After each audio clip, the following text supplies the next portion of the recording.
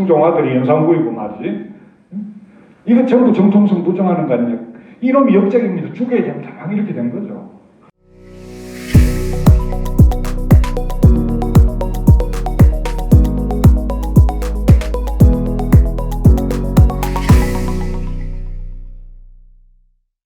제가 맡았던 이 주제는 이게 구미 지역의 문화와 인문학 이렇게 되어 있는데, 제가 이 제목을 달기를 선산 지역의 문화와 인문학 이렇게 달았습니다.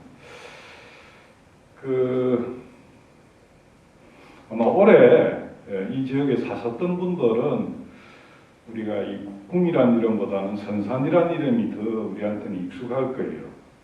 왜냐하면 이 선산과 구미 관계를 여러분도 잘 아시겠지만은, 구미는 선산에 속해 있는 하나의 면이었습니다. 구미 면이었죠. 우리 역사 기간 내내 그렇게 그 선산부에 속해 있는 하나의 면으로 구미가 있었어요. 있다가 구미가 이제 일제강점기에 이제 이 경부선 철도가 구미로 지나가게 됐죠. 그러면서 이제 그때부터 여기가 물류 중심으로 이제 일본인들도 들어오기 시작하고 구미가 이제 점차 커지기 시작했습니다.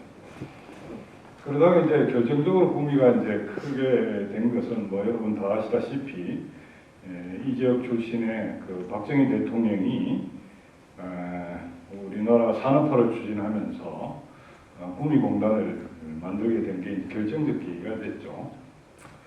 그래서 이제 이 선산에서 구미가 이제 분리돼 간 게 1978년이죠.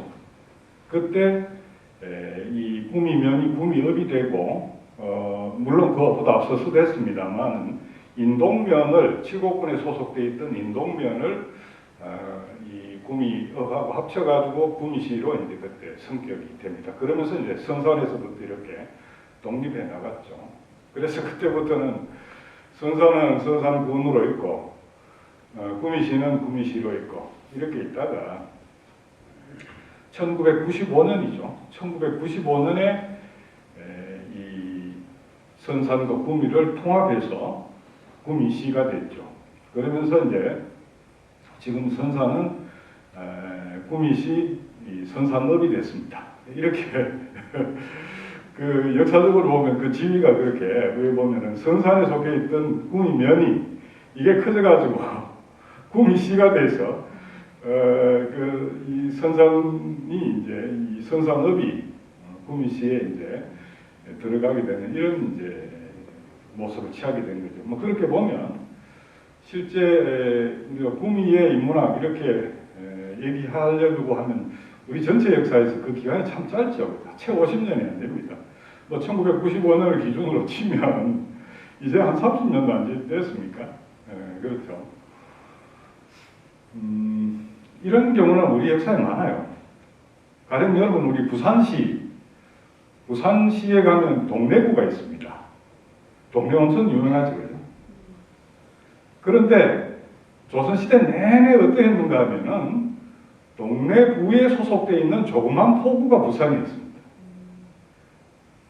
그러니까 동래구에 소속되어 있는 조그마한 항구가 이게 부산포였어요.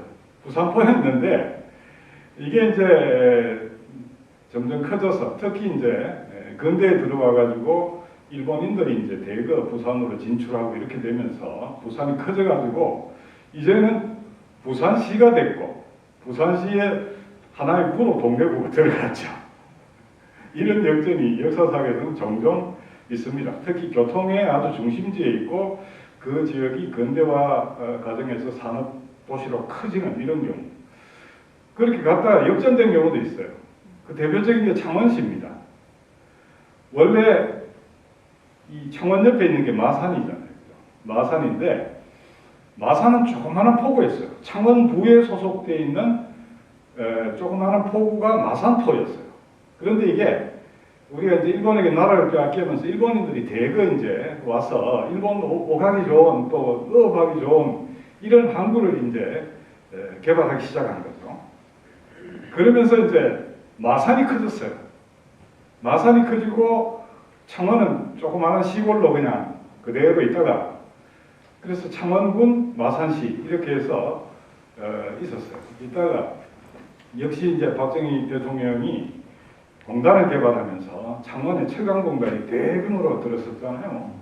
그렇게 되면서 지금은 역전이 돼가지고 창원시에 마산시가 이렇게 통합돼 들어가다 있다가 뭐 최근에 와가지고는 이게 진주 또 뭐 진해 진주는 아니구나 진해 김해 뭐 창원 이게 막 합쳐가지고 큰 시가 됐어요. 되고 이제 그 중에 마산시가 들어가는 이런 모양을 취하게 되는데 거기는 마산이 커져서 창원이 들어갔다가 역전돼서 다시 창원이 원래 지위를 회복하고 마산이 이제 창원에 딸리는 이런 이제 과정을 거치는데 역사적으로 보면 이제 그런 변화가 실제 이제 구미에도 유사한 변화가 있었다 이렇게 봐야 되죠. 그래서 제가 오늘 주로 말씀드릴 내용이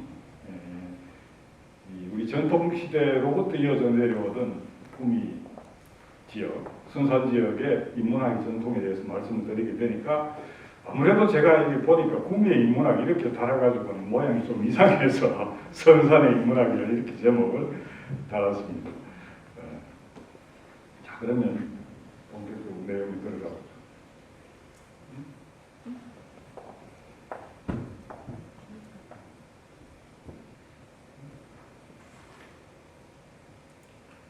네.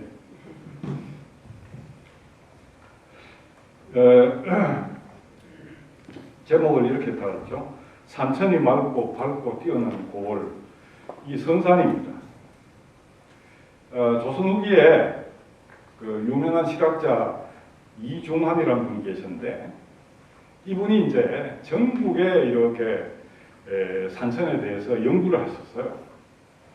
연구를 하셔가지고 그냥 뭐 자연지리가 어떻고 강이 어떻고 산이 어떻고 이렇게 한 게 아니고 사람이 가서 살만한 지리, 그 우리가 인문지리라고 합니다. 인문지리에서 쓰신 게 택리지라고 하는 책이에요. 그 책에 보면은 경상도 편에 이 선산에 대해서 언급해 놓은 구절이 나옵니다. 그거 보면 이렇게 돼 있어요. 뭐 저들이 요 빨간 책에도 그 내용이 들어가 있는데 상주 남쪽에 선산이 있는데 그렇죠, 그죠? 지금도 뭐 상주 아래쪽 선산이 있습니까? 산천이 상주에 비해서 맑고 밝고 뛰어났으므로 속담에 이르기를 조선의 인재 가운데 절반이 영남에서 나오고 영남이 그만큼 인재 보고했다는 얘기죠. 영남 인재 가운데 절반이 선산에서 나오더라. 이렇게 썼어요. 그만큼 여기에 선산 출신 인재가 많았다는 이런 얘기겠죠. 그러므로 예로부터 문학에 뛰어난 선비가 많이 태어난 곳이 선산이다. 이런 얘기를 썼어요. 그래서 상주하고 선산을 이렇게 대비를 하면서 썼는데 상주에 관한 대목은 제가 여기 언급을 안 했는데 상주는 뭐 지금은 그렇지 않습니다만은 조선시대 때만 해도 거기가 아주 교통의 요지입니다. 그 당시에는 주로 배로 이제 모든 걸 이렇게 이동을 했는데 그 낙동지인이라고 있죠. 지금 낙동대교가 있는 거기가 이제 배가 올라갈 수 있는 마지막 지점이에요.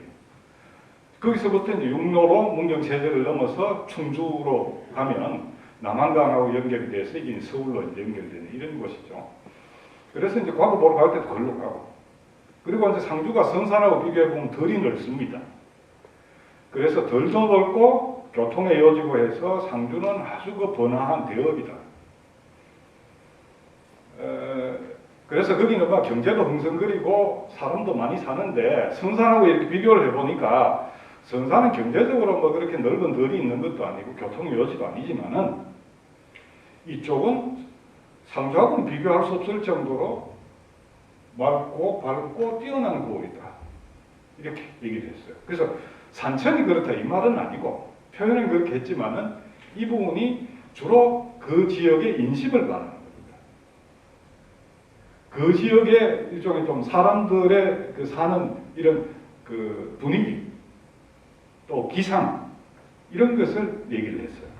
그래서 통상 뭐 맑고 밝고 뛰어나다 하면 이것은 인재가 아주 뛰어난, 총명하고 아주 유능하고 또 청렴하고 이런 인재가 많이 나는 것이다. 이것은 자연환경 때문에 저절로 그렇게 되는 건 아니고 선산 사람들이 그런 기풍을 예전부터 만들고 가꾸고 계속 이어가면서 지켜왔다. 이런 겁니다. 그래서 인문학적인 기풍은 자연 속에 저절로 만들어지는 게 아니에요. 그 지역에 사는 사람들이 같이 만들어가는 게 인문학적인 기풍입니다. 그런 인문학적 기풍이 성산이 굉장히 앞서 있다. 상주보다도 앞서 있고 성주보다도 앞서 있어서 그만큼 조선 인재의 4분의 1이 성산에서 나올 정도로 뛰어난 지역이다. 이렇게 이중환이 아주 높게 평가를 했어요.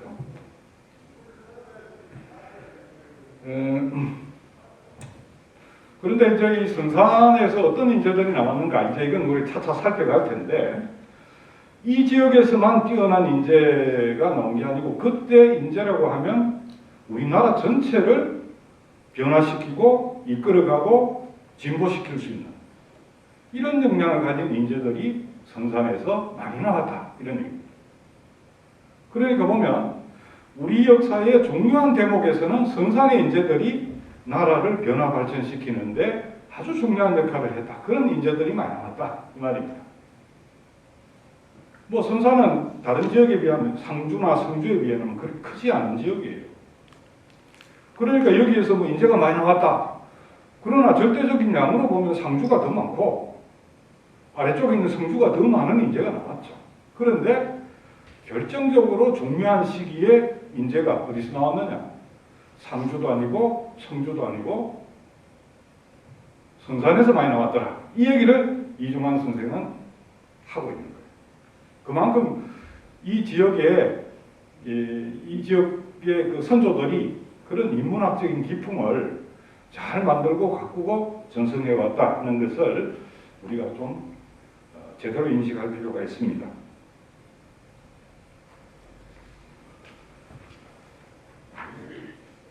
이 지역의 그러한 인문학적인 기풍이 이중환이 이제 이렇게 관찰한 바로는 임진왜란 이후에 이게 굉장히 좀 쇠약해졌다 이렇게 했어요. 그런데 이제 그 얘기 왜 그렇게 됐는가? 성산에 너무 많은 인재가 나오니까 명나라 장수가 와가지고 성산에 좋은 인재가 날 수 있는 지맥을 끊었다는 거예요. 그래서 그래 됐다고 하는데 그건 뭐 그냥 얘기고, 임진왜란 때 외놈들이 어디로 올라왔습니까? 낙동강을 타고 올라왔어요. 서울을 가려고. 그래서 낙동강 주변에 있는 이 지역들을 완전히 초토화시켰습니다. 그런데 여러분 보세요.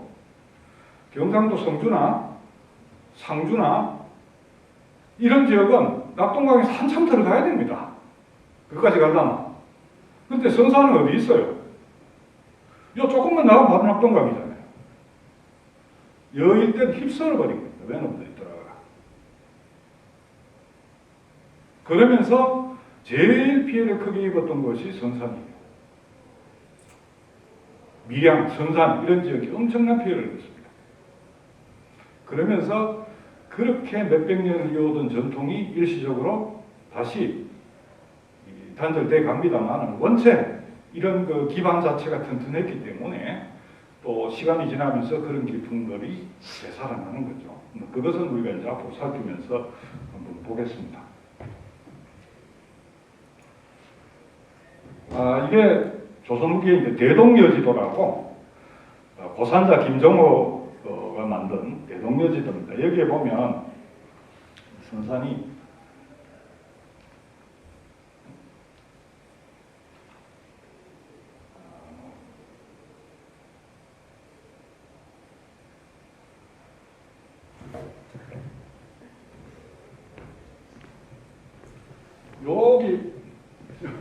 여기 보이는 데 있죠. 동그라미 제 손가락 끼는데 여기 저기가 성산입니다. 이 대동여제도는 이렇게 목판에다 새겼기 때문에 저 뒤에 이제 옆에 다른 지역, 의성 군위 지역을 새긴 게 이렇게 쭉 연결이 되어 있는데 이 부분만 이제 잘라서 이렇게 보다 보니까 원래 인쇄하면 이렇게 나왔는데 여기입니다. 그래서 저 위쪽에 있는 데가 선산에서 위쪽으로 있는 데가 저 위가 상주고 이 아래쪽으로 이제 내려가면 여기 김산이라는 데가 여기가 지금 김천입니다. 김천이고 이 김천하고 선산 사이에 계령이라고 있죠. 계령. 지금도 뭐 계령이 있습니다. 저기까지는 나중에 김천으로 들어가고 그 이쪽이 이제 선산으로 이제 들어왔던 거고 이 김산에서 내려가면 이쪽에 성주가 있습니다. 성주가 있고 일로 내려가면 이제 지금 구미시 그다음에 강 건너가면 인동 이렇게 있죠. 그 밑에 양목 뭐 이렇게 이어지는 것입니다. 그래서 굉장히 여기가 그 당시로 봐서는 고대로 봐서는 상당히 그 교통의 요지입니다. 김천에서 오면 이 백기를 가장 빨리 이용할 수 있는 곳이 김산에서 계령을 거쳐서 선산으로 오면 바로 그 낙동강 그 연결이 되죠. 그리고 선산에서 이렇게 나가서 낙동강을 건너면 거기가 소위 도계잖아요. 도계. 응? 아래쪽은 해평이고 그 당시에는 도계 쪽으로 해가지고 글로 넘어가면 군위, 의성 이렇게 연결이 됐어요. 그렇게 해서 위로 안동까지 가죠. 그래서 이 선산은 요 지역에 자리 잡은 것이 여기가 또 교통의 요지입니다. 위로는 상주하고 연결되고 서쪽으로는 김산 지역들, 계령 이쪽으로 또 동으로는 군위, 의성, 강을 건너는 이렇게 해서 이 일대 전체를 같이 이렇게 교통할 수 있는 이런 곳이 선산이었어요. 그래서 이런 지역은 아주 그 교류가 활발합니다. 우리는 뭐 요새 와서 이렇게 교류가 활발하다 이렇게 생각하지만은 고대의 교류가 굉장히 활발했습니다. 우리가 중국 역사를 보면 중국에 춘추 전국 시대라는 게 있어요. 이게 우리나라로 치면 삼국 시대하고 비슷한 시대예요. 춘추 전국 시대인데 특히 이 중국이 여러 열강으로 나눠져 가지고 막 몇백 년 동안 전쟁을 해가 최초로 통일한 게 진시황이잖아요. 그죠? 거기에 통일에 이르기까지 끊임없이 7개 나라가 나눠져서 전쟁을 벌인 것. 이걸 이제 전국시대라고 하는데 우리는 삼국시대 때 보면 고구려, 백제, 신라 밑에 처음에 가야가 있었죠. 이들이 한 300년 가까이 전쟁을 벌였잖아요. 그러다가 이제 신라가 최종적으로 통일을 했잖아요. 자, 전쟁에서는 지면 끝이에요. 지면 끝이에요. 목숨을 걸고 이겨야 돼. 이기려면 어떻게 해야 되냐? 저때 어떻게 이길 수 있겠어요? 최대한 선진 문물을 받아들여야 돼요. 오늘날로 치자면 가장 최신 무기를 막 이렇게 빨리 도입해가지고 그걸 막 자기들이 전쟁에서 구사할 수 있어야 돼요. 중국의 진시황의 진나라가 지금으로 보면 스촨이라고 해가지고 아주 그 꼴짝에 있는 나라예요. 그 스촨에 있는 진이 어떻게 중국 대륙을 통일했느냐? 가장 선진적인 첫째 무기가 거기서 개발이 돼요. 그러면 어떻게 그 산골짜기에서 첫째 무기가 개발이 되느냐? 이게 지금 실크로드라고 해가지고 동남 쪽으로 해서 서역으로 바로 연결이 돼요. 진이 있던 나라가. 그게 지금 시안 쪽이잖아요. 그래서 그쪽의 선진 기술이 그리고 들어온 거예요. 그리고 진은 이게 진시황의 진나라는 재미있는 게 그 나라의 재상, 오늘날만 하면 장관, 총리 이런 이들이죠. 진나라 출신이 별로 없어요. 이웃의 조나라, 뭐 한나라, 자기하고 맞서 싸우는 나라의 인재를 발탁에다가 자기 나라의 장관, 총리를 시켜서 그 에너지를 모아가지고 중국을 통일했어요. 마찬가지로요. 우리나라에도 삼국이 전쟁을 벌일 때는 그때는 외국인들 많이 들어왔어요. 고구려 고분벽화를 보면 거기에는 주로 저 서역 계통 쪽에 있는 인물들이 많이 나옵니다. 우리가 그 생긴 모양이 벌써 다르잖아요. 그리고 이 남방 쪽에 있죠. 백제, 신라 여기에는요.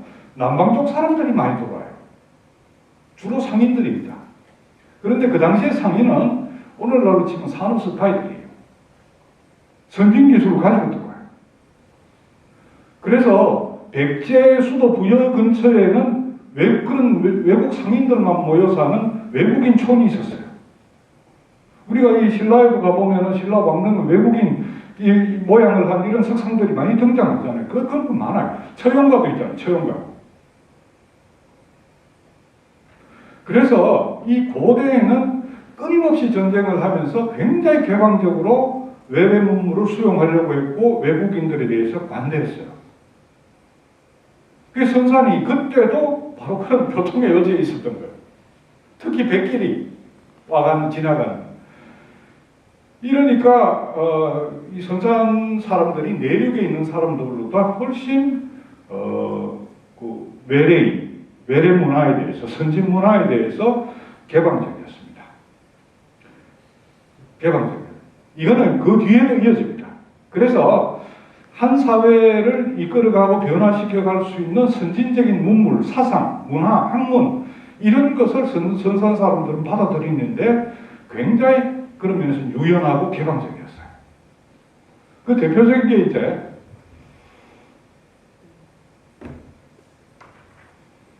뭐 잘 안 듣는다. 다음 화면 좀 넘겨주세요. 이 가보셨죠? 모래, 그죠? 도계리에 있는 모래라는 분이 이 도계 쪽에 살았던 큰 부자예요. 기록에 따르면 장자라고 그랬거든. 모래장자. 장자라는 것은 오늘날 말하자면 큰 부자라고 해요. 그런데 여러분 해평도 아니고 도계는 그렇게 땅이 넓은 데가 아니잖아요. 그렇죠. 지금도 가보면 도계에서 어떻게 모래가 장자가 됐겠는가? 그건 딴 거 없어요. 낙동강을 끼고 무역을 해서 돈을 버는 거죠. 내륙과 강물, 물길이 딱 만나는 그 지점에 딱 목을 잡고 앉아서 장사를 해서 돈을 버는 거죠.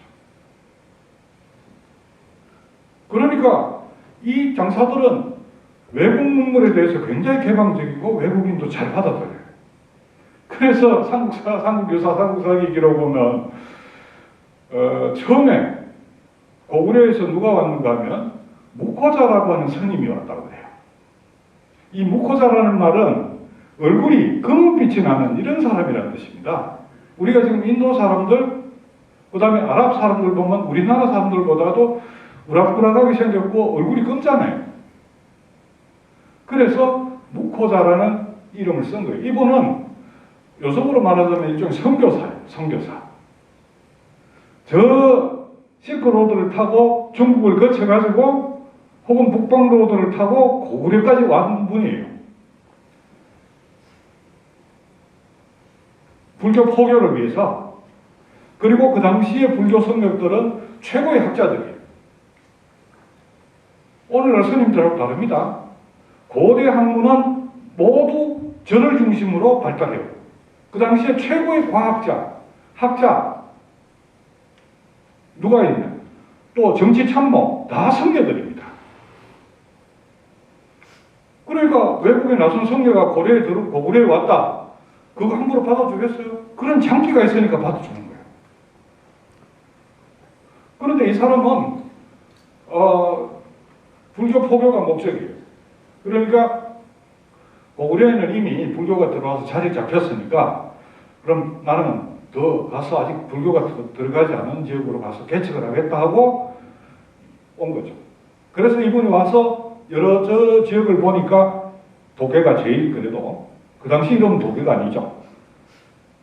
거기가 자기가 정착해서 활동하기 좋겠다 해가 모래장자집에 이 무코자라는 스님이 거기에 가서 이 자리를 잡고 일도 해주면서 머섬으로 했었다 그래요. 머섬으로 있으면서 이 원체 뛰어난 분이니까 병도 고쳐주고 불교도 전파하고 이렇게 했던 거예요. 그런데 모래가 그 사람을 내치지 않아요. 품고 있어요. 그래서 묵호자가 다녀가 이제 다시 고구려로 갔어요. 가서 내가 그 가보니까 저 신라 땅에 저 선산 있는 그 강가에 말이야. 거기에 아주 내가 아지트 하나 마련해 놨으니 너들 가서 한번 그 뒤에 잘해. 이래가 이제 나오는 게 아도예요. 아도가 다른 성녀 4명을 데리고 이번에는 뭐 떼거리를 지어가지고 모래는 집에 와요. 그러니까 모래가 좋아 와서 여기서 일해. 그래서 이 모래집에서 아도와 그 일행이 제가 이건 기록을 보면서 얘기드리겠네.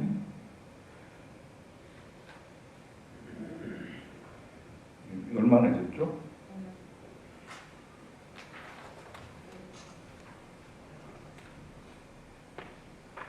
한 5년 가까이 있어요. 있는데 이게 서역 쪽은 산업으로 말하면 유목이 발달했잖아요. 소 키우고 양 키우고 뭐 말 키우고 이런 쪽이 발달했잖아요. 그러니까 이분들이 거기서 자라고 성장해 놓으니까 그걸 잘해요. 그래가 모래집에 와서 제가 제일 잘하는 게 뭔가 하면 뭐 양을 키우고 이런 가축을 키우는 걸 제가 제일 잘합니다.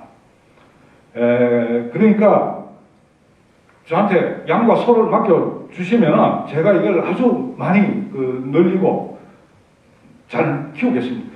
그래서 아도화상이 모래집에 머석으로 들어와가지고 그 자기가 데려온 4명의 성녀하고 같이 소를 키우고 양을 키워서 양이 1000마리, 소가 1000마리 이렇게 늘려줬다는 거예요. 그 유목 기술을 가지고 있는 그 선진적인 유목 기술을. 그러니까 모래가 뭐 더없이 고맙죠. 이거 당시로서는 큰 재산이잖아요. 그리고 이제 이 목호과자가 가서 보니까 그쪽은 가서 포교해도 되겠더라. 그러니까 이들이 와가지고 여기서 절을 짓고 포교를 하기 시작한 거예요. 불교를 가르치기 시작한 거예요. 그러니까 그 당시에는 이게 선산이 신라 땅인데 신라에서는 아직 경주에서는 불교가 공인이 안 돼 있을 때예요. 그런데 불교가 나라에서 공인하기도 전에 선산에서는 절을 짓고 성녀가 불교를 공식적으로 전파하고 선산 사람들이 그거 좋네? 나도 가서 거기 신자할 거야? 이렇게 몰려들었다는 거예요. 이거 하나만 봐도 선산 사람들이 얼마나 외래문화, 선진문화, 선진사상 이런 데 대해서 개방적인가 하는 걸 볼 수 있죠. 이 한참 뒤에 불교를 받아들이지 않고는 우리나라가 절대 선진국이 못 돼. 이렇게 해서 도범왕이 2차돈을 희생시켜가면서 불교를 받아들이잖아요. 그 전에 사람들은 불교는 선진학문이야, 선진문화야. 이게 들어오면 우리 삶을 진보시킬 수 있어. 이렇게 먼저 알고 받아들이고 여기에 절까지 짓도록 하고 그분들이 자유롭게 활동하게 했다는 거예요. 그러고 난 뒤에 이제 신라의 불교가 포교되고 뭐 한참 뒤에 또 뭐 원효우상이 나와서 불교를 개혁하고 이러면서 불교다운 불교가 제일 먼저 신라 땅에 전리된 것은 경주가 아니고 도봉왕 2차돈이 죽고 경주의 불교가 들었지만 그거는 좀 문제 있는 불교야. 제대로 된 정통 불교는 도리사가 처음이야. 아도가 와서 한 게 그게 진짜야. 경주에 수용된 불교를 우리가 왕실불교라고 하는데요. 이거는 왕이 자기의 권력을 강하게 한 수단으로 불교를 왜곡한 거예요. 왜곡하니까 통일이 되니까 불교 개혁운동이 일종의 서양의 종교개혁 운동이 일어나듯이 불교 개혁운동이 일어나는데 그걸 누가 주도했는가 하면 원효와 의상이 주도해요. 원효는 왕실의 사이예요. 그죠? 요섭공주 남편이잖아요. 의상은 왕족 출신이에요. 그러니까 이 사람들이 불교 개혁 운동하니까 함부로 못 건드리잖아요. 그러면서 신라 불교가 개혁이 된 거예요.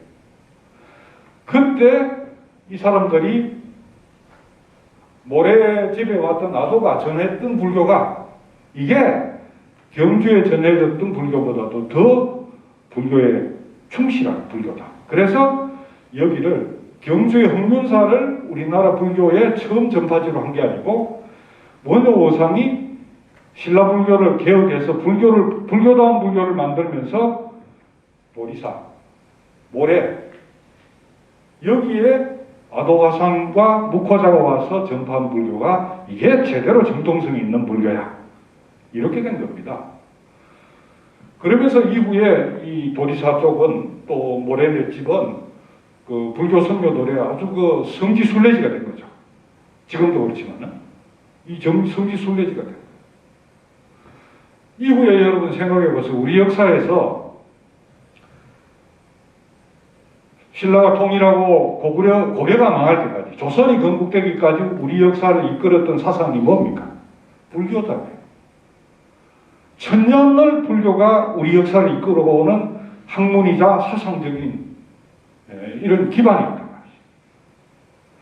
그 불교다운 불교가 처음 신라 땅에 들어온 것은 바로 선산지입니다. 그건 이 사람들이 여기 들어와서 활동할 수 있다는 거예요. 선산 사람들이 그걸 포용하고 수용하고 같이 해줬기 때문에 가능한 거죠. 모래가 뭐 아무리 그 땅의 부자라고 하더라도 또 아도가 와가 그 지역에 뭐 도움되는 일을 했다 하더라도 선산 사람들이 저놈들은 안 돼. 예? 저 서역에 시커먼 저런 놈들 저 여와가 설치면은 큰일 나. 저 다 내쫓아야 돼. 이랬으면 여기에 도리사가 씌워졌겠어요? 여기가 불교 초전지가 안 되는 거예요. 그렇지 않겠어요, 여러분? 그런데 여기가 불교 초전지가 된 것은 이 지역 사람들이 선진문화, 선진문명 그것을 개방적으로 받아들이고 자기 삶의 양식으로 받아들이고 소화했다 이 말이거든요. 이런 전통이 우리 역사 속에서 확인되는 것이 바로 여기라는 겁니다. 그래서 이 모래내 그 모래점, 이 모래집에 있었다고 하는 우물 아닙니까, 그죠? 그리고 도리사, 이게 우리 역사 전체의 하나의 흐름을 바꿔놓는 데 있어서 굉장히 중요한 역할을 했던 것이다. 이렇게 말씀을 드릴 수 있고요. 그 다음에 이제 또 이런 이 변화가 언제 오는가 하면 고려 말에 오죠. 고려 말에 옵니다. 이게 이제 고려가 이제 뭐 신라 이렇게 해서 한 1000년의 역사가 이어지면서 불교가 이제 생명력을 다해서 이제 그것으로서 사회를 진보시키고 사회 문제를 해결할 수 있는 이런 능력을 점점 잃어가요. 왜 그래 됩니까? 불교 성교들이 기득권화되어 버렸어요. 서양에도 보면은 기독교가 천주교 지금 뭐 우리가 천주 캐톨릭으로 얘기합니다. 처음에 캐톨릭이 들어왔을 때는 이게 사회를 굉장히 건강하게 진보시키는 이런 힘이었잖아요. 그러다 이게 천년왕국이 지속되니까 종교개혁이 요구되고 교회가 개혁 대상이 되듯이 고려 말에 불교가 그런 모양이 된 거죠. 이럴 때 우리 사회 전체가 굉장히 그 모순에 분열과 갈등에 빠지고 개개인의 삶 자체가 극도로 비참해질 때 이것을 전환시킬 수 있는 새로운 전기가 필요한 거죠. 뭐 우리도 그렇잖아요. 개인적으로도 보면은 이게 뭔가 한번 터닝 포인트, 전기가 필요해. 이대로 가다가는 진짜 이거 뭐 큰일 나겠어. 이럴 때 이제 우리가 이 고려 말에 들어오는 학문이 성리학이죠. 네. 이건 뭐 그냥 보시죠. 이건 도리사에 있는 삼성석탑이죠.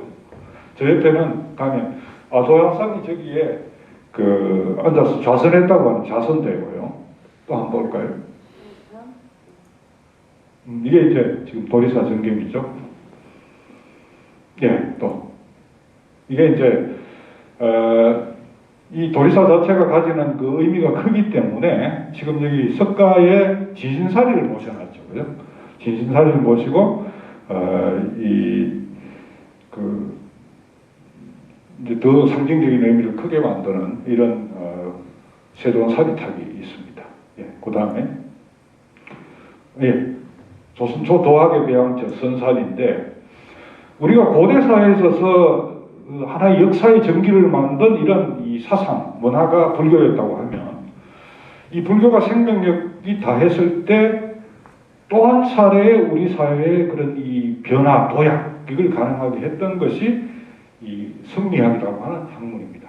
그래서 우리가 고려까지는 불교 국가고 조선은 유교국가, 성리학의 국가 이렇게 얘기를 하는데 이런 역사 전환기에 새로운 학문을 수용하는 것은 결코 그렇게 간단하고 쉬운 일이 아니에요.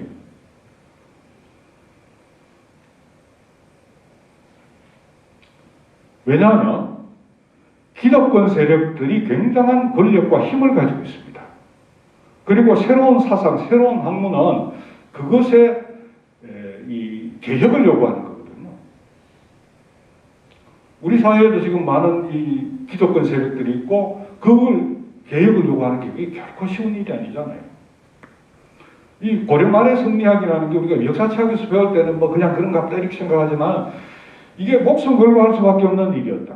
그만큼 우리 사회가 살기 위해서는 이제 뭔가 근본적인 전환이 필요한데 그 근본적인 전환을 하게 되면 돈도 가지고 있고 권력도 가지고 있고 세력이 큰 그 세력들에게 대들어야 되는데 그 세력들을 부정해야 되는데 그 세력들이 바보입니까? 가만히 있지 않아요.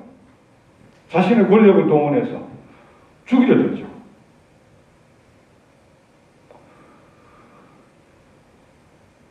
이제 그런 가운데 이제 이 선산이 또 한 차례 우리 역사의 그런 전환에 중요한 역할을 하게 됩니다.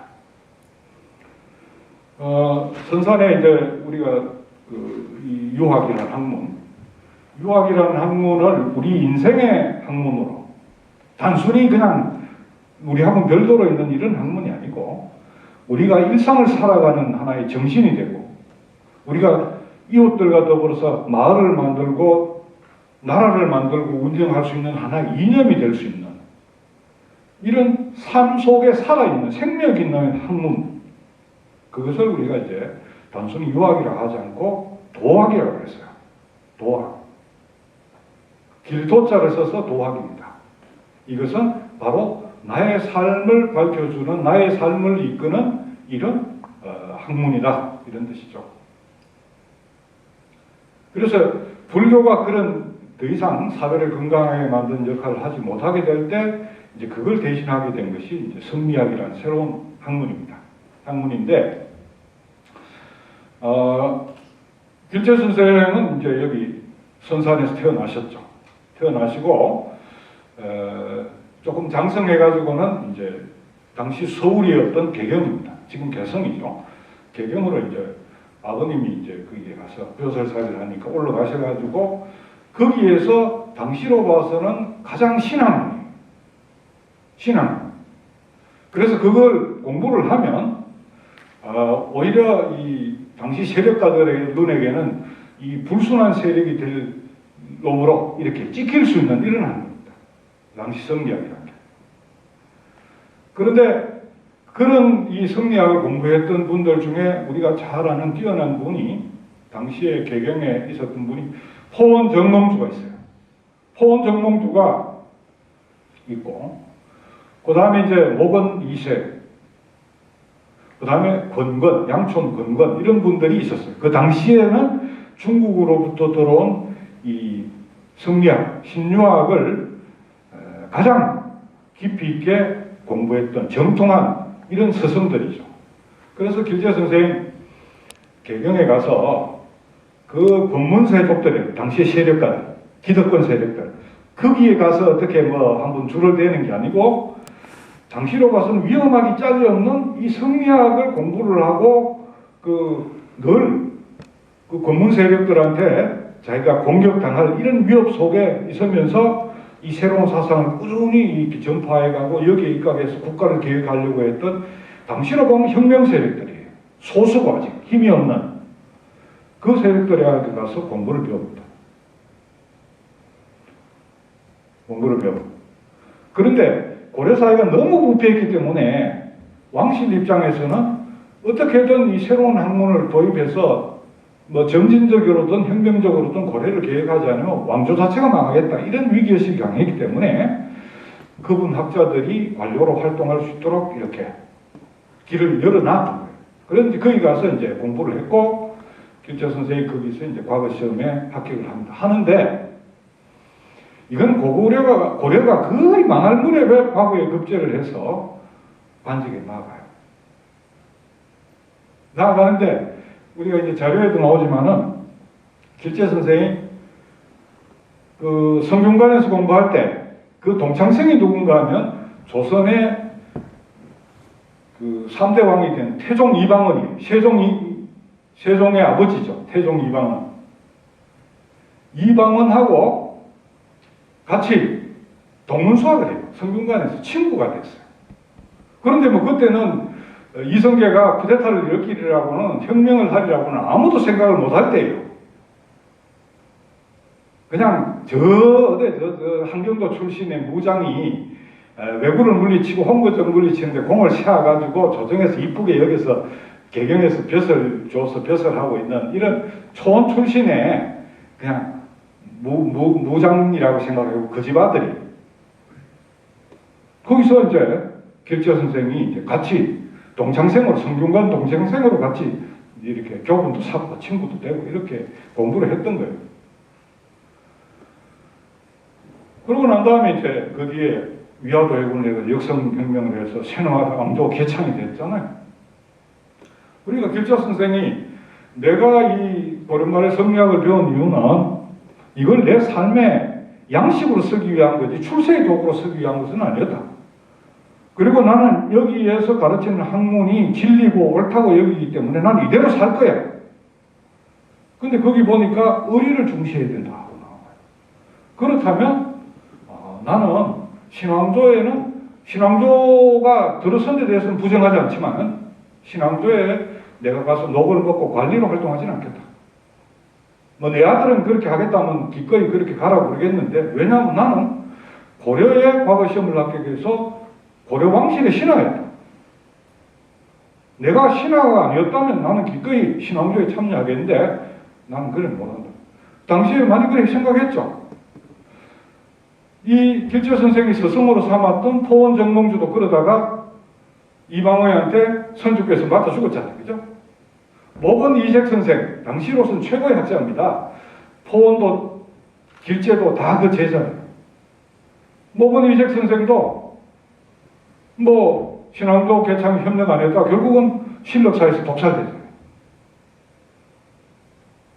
이런 시절이에요. 그런데 그분들은 내가 새로운 학문을 했던 것은 이건 나의 삶의 양식이고 나는 이걸 생명으로 생각하기 때문에 나는 이것과 나의 부귀영화나 욕망과 바꾸지 않겠다. 이런 생각을 했죠. 그래서 그분들은 뭐 그렇게 힘든 길을 가셨는데 길재 선생도 나는 막 이제 더 이상 벼슬 안 하고 내 고향으로 돌아가서 내가 배운 이 학문을 열심히 연구하고 실천하면서 이 학문은 정말 소중한 학문이기 때문에 또 우리 시대를 변화시키고 진보시킬 수 있는 학문이기 때문에 나는 후학들에게 가르치는 데 전념하겠어. 그리고 이제 선산으로 내려오시죠.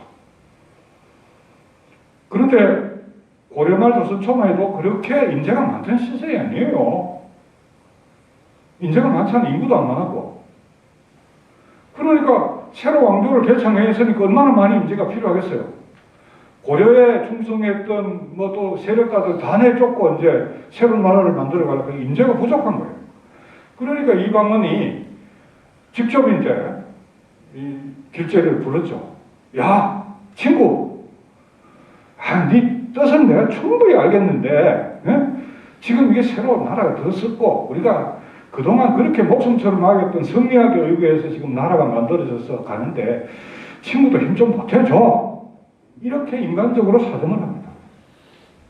그래서 길재 선생이 마지못해 한번 가요.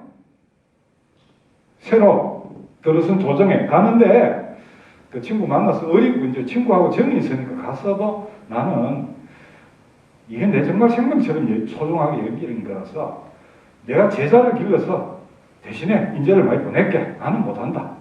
이러고 돌아오니까 이방원이도 길재를 죽일 수는 없잖아요. 참 아깝지만은 내가 양보할게. 이렇게 돼서 다시 고향으로 돌아오신 거예요. 그래서 길재 선생은 여기에서 실은 뭐 길재 선생님이 아들이 있었는데 그 아들은 또 과거 시험 준비하겠다 적극적으로 해서 조정에 나가서 새 왕조가 정말 승리학 이념에 의해서 발전할 수 있도록 네가 기여를 해라. 이렇게 하죠. 그리고 많은 제자들을 과거 시험을 보게 해서 관료가 되게 합니다. 그런데 본인은 그런 의리를 끝까지 지켰죠. 아마 길재 선생이 막 이방원의 요청을 받고 나하지 못해. 그래, 내가 하나 희생해서 참 나라가 되도록 할게. 이래서는요 아마 이분 영의정했을 겁니다. 당연하지 않겠어. 친구가 왕인데 친구가 제일 믿는 동무인데 동창생인데 그래서 이 구미까지 찾아와서 데려갔는데 영의정 시키죠. 영의정 하면 정말 얼마나 큰 영광입니까? 그리고 재산도 엄청 늘 수가 있고 이런데 권력에 가까이 가면 사람이 의리와 지조를 잃어버린다. 분명히 했죠. 그래서 앞으로 내 밑에서 공부한 선비들이 절대 조정에 나가더라도 내가 지키고자 했던 것을 너들도 목숨처럼 지켜야 된다. 이렇게 가르치죠. 그래서 이 선산에서 우리가 화비지, 이맹전 이런 사육신, 생육신 나온 거예요. 나온 겁니다. 김종직 선생 같은 이런 충신이 나온 거예요. 그런데 우리가 조선의 역사 전체를 통틀어 보면 우리가 이제 흔히 그 도맥이라고 하는데 이제 조금 더 넘겨보세요. 요건데 아마 잘 안 보실 텐데 이게 이제 구미 성리학 기념관 길재 선생 그 기념관에 가면 있는 이 그림인데요. 우리나라의 그 제대로 된 도학의 이 맥락을 보면 이게 이제 이쪽입니다. 여기 보면 포원정몽주가 최초라고 해요. 하고 이 포원의 학문을 그대로 이어받은 게 길재 선생입니다. 야흥 길재고 이 길재 학문을 개성한 것이 그 밑에 있는 정필재, 김종직입니다. 이 다 선산분이죠. 그 다음에 이제 김종직 밑에 제자가 이제 김경필이라는 분이에요. 한원당이라고 하는 분인데 도동서원에 모셔져 있죠. 그 김경필 밑에 이제 이게 위에 이어지는 가면 이쪽으로 오면 이쪽으로 와서 우리가 이제 퇴계, 남명조식 이렇게 이어집니다. 우리가 조선의 성리학 하면 퇴계, 이황선생, 남명조식 선생들 최고봉을 꼽잖아요. 이분들이 이런 학문적 맥락 속에서 나오신 분들이에요.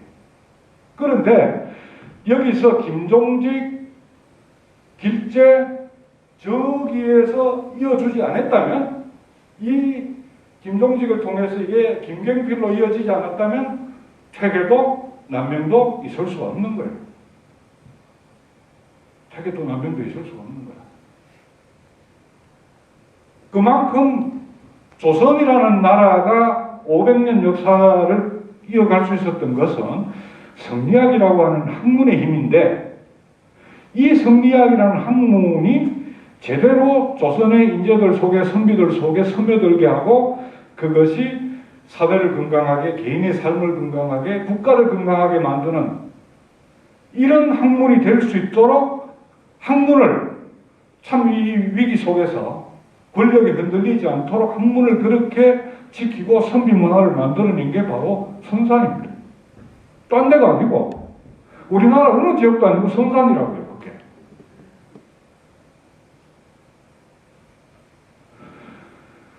요건 이제 그 선산에서 선산 자체에서 길재, 김종직, 그 다음 김경필 선생이고 김경필 선생의 제자로 선산분으로 정붕이라는 분이 있고 정붕 밑에 송당 박영이 있고 박영 밑에 김치성, 김치문 이런 분들이 나오고 이게 이제 뒤에 인동의 장영광 선생으로 이어지는 이런 맥을 보여줍니다. 이게 조선 후기의 이중환이 조선 인재의 반이 영남에서 나왔는데 영남 인재의 반이 선산에서 나왔다 하는 얘기가 이 얘기를 하는 거예요. 선산이 없었다면은 조선이 정말 성리학적인 선비들이 그렇게 나올 수 있었겠는가? 이렇게 보는 거죠. 바로 그런 역사의 전환기에 선산 사람들 길재가 또 길재가 이 지역에서 신학문 도학을 가르칠 때 많은 제자들이 그 밑에 와서 배우고 몰려들 수 있었던 게 이게 성산이 우리가 고대 모래라고 하는 모래의 집에서 불교가 초전되던 이런 문화적인 전통이 이게 고려말 조선 초까지도 면면이 이어지고 있음을 보여주는 하나의 대표적인 예죠.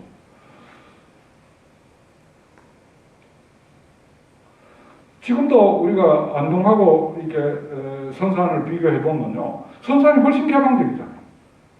안동은 폐쇄적이에요. 폐쇄적이에요. 유교가 먹고 살지만은 역사 전체를 보면요, 개방적이고 수용적이고 유연한 정신을 가진 성산이 안동보다 훨씬 전 발전하려고 봐요.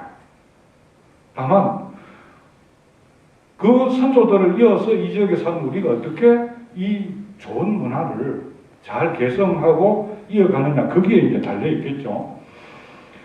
자, 앞으로 조금 보내주세요.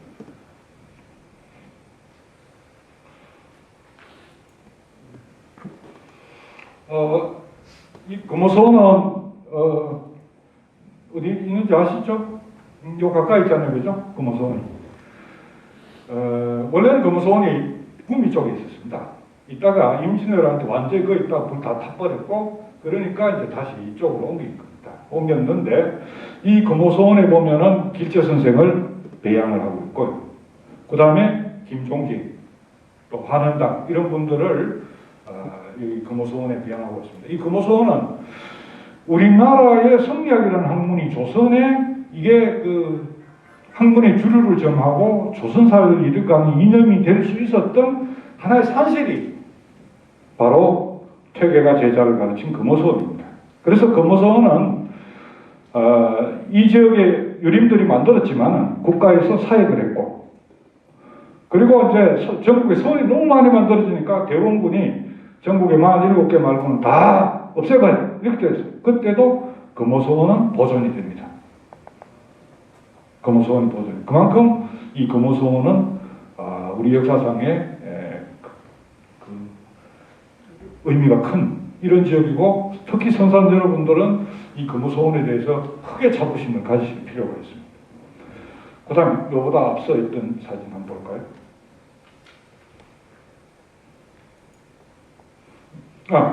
이거죠. 이거는 이제 앞에 이 책은 길재 선생 문집, 야음집이고요. 지금 뭔지 아시죠? 이 지주중립이라고 길재 선생 무덤이 지금 이모동 그쪽에 있잖아요. 이모동 쪽에 있는데, 구미시에 그 쪽에 지금 이 비가 있습니다.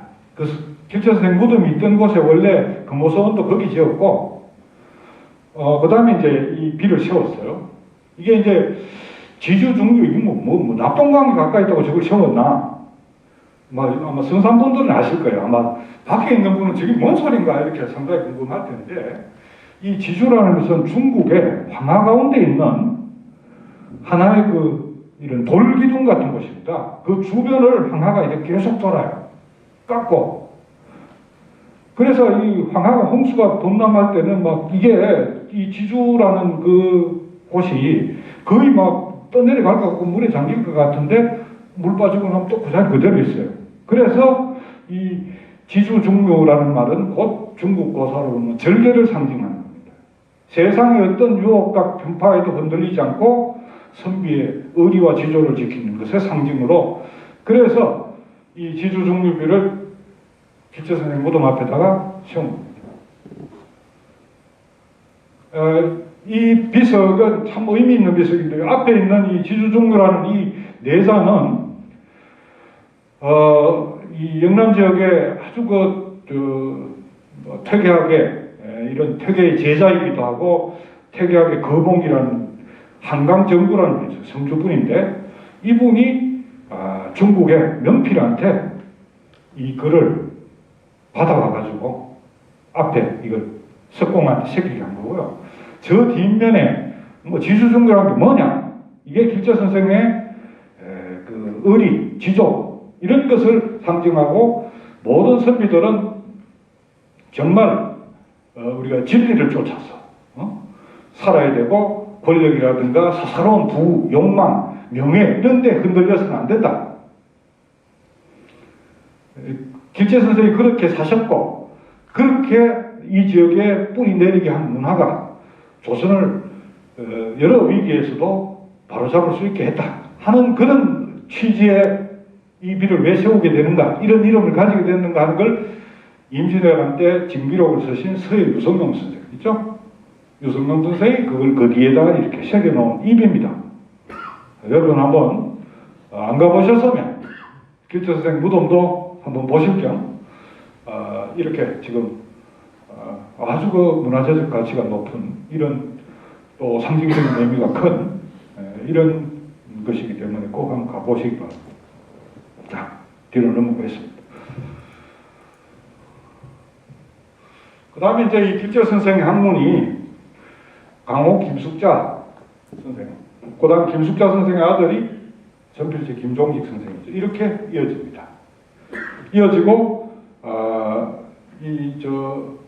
김숙자 선생이 그 강학하셨던 또 학문을 연구하셨던 곳에 지금 낙봉수원이 있죠. 아마 이 해평 쪽에 낙봉수원이 있고, 그 다음에 이제 이건 김종직의 지금 종택입니다. 종택.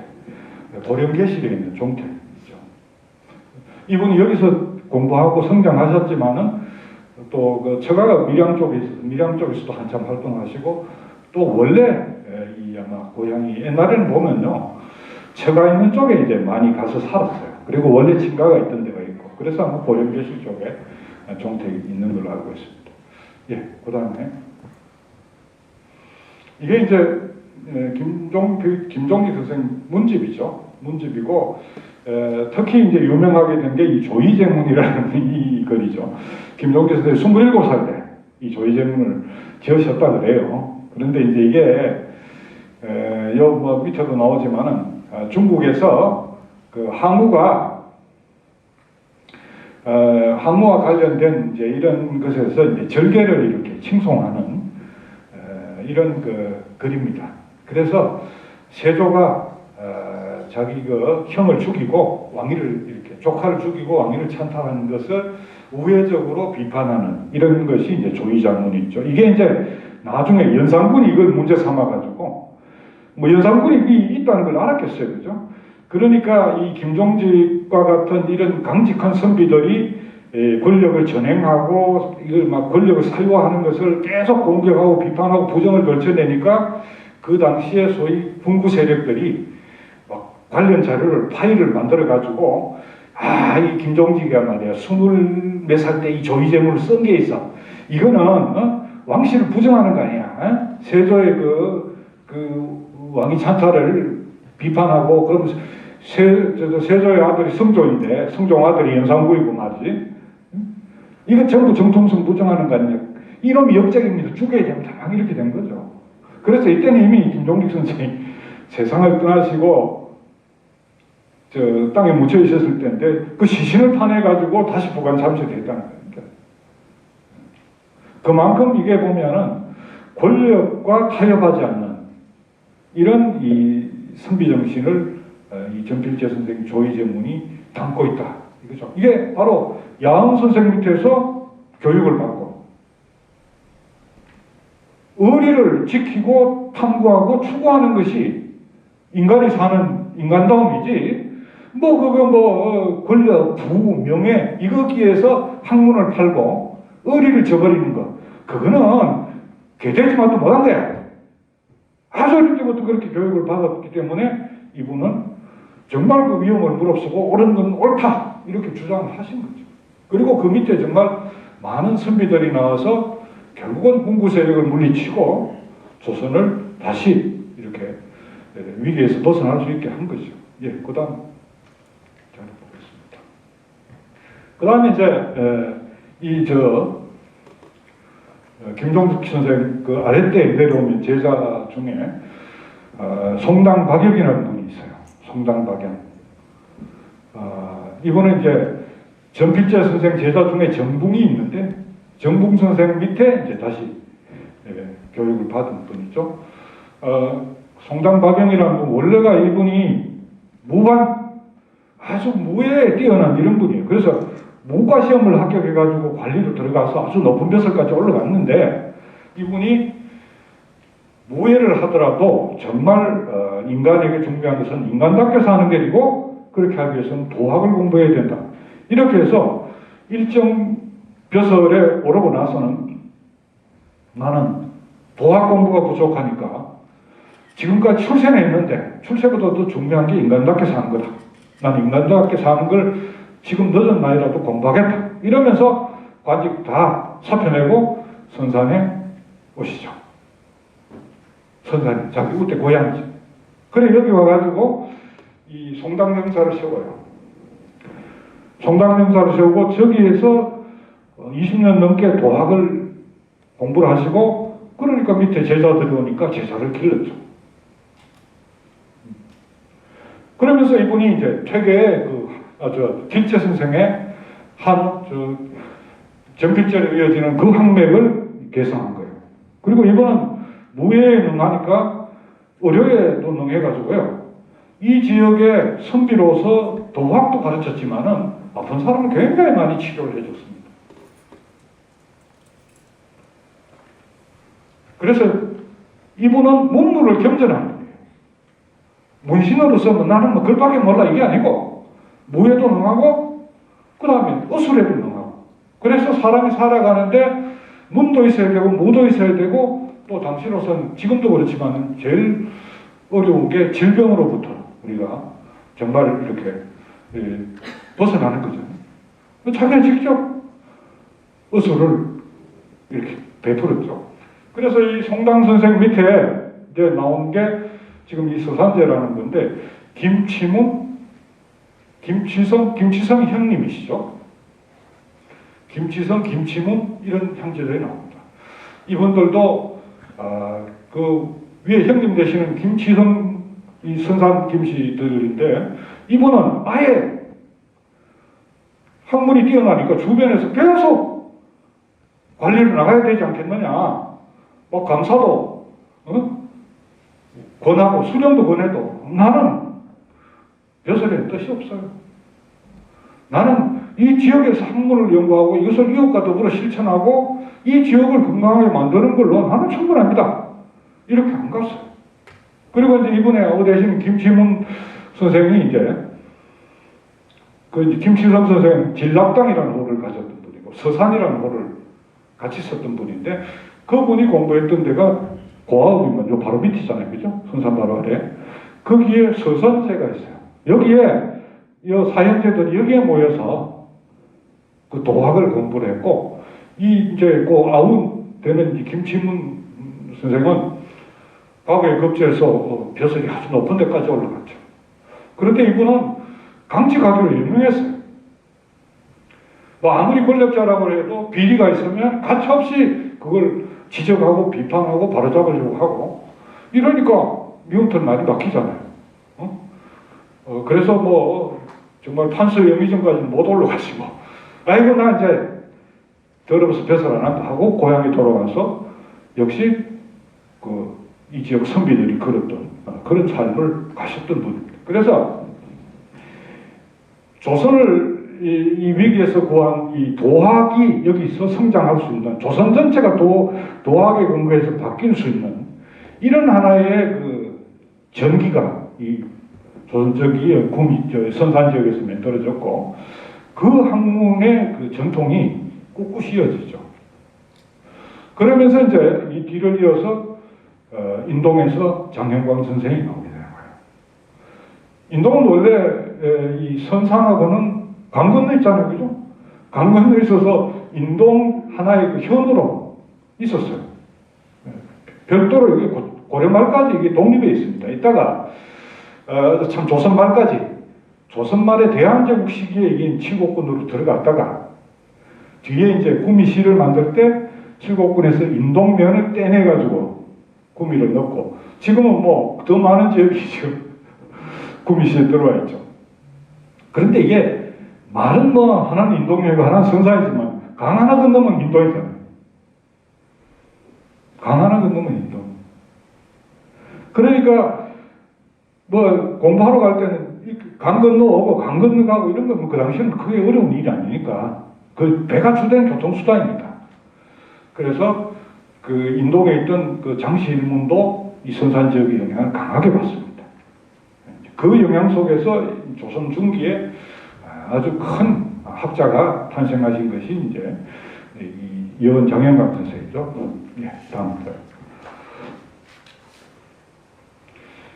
이건 이제 조선 말기에 그려진 영정이고, 이 선생의 문집입니다. 예, 또 다음. 요게 이제 동락서원이라고, 이게 지금 구미대교 건너가면은 바로 그 강가에 이 동락서원이 있습니다. 예, 거기가 이제, 여원 선생이 제자를 가르쳤던 곳이에요.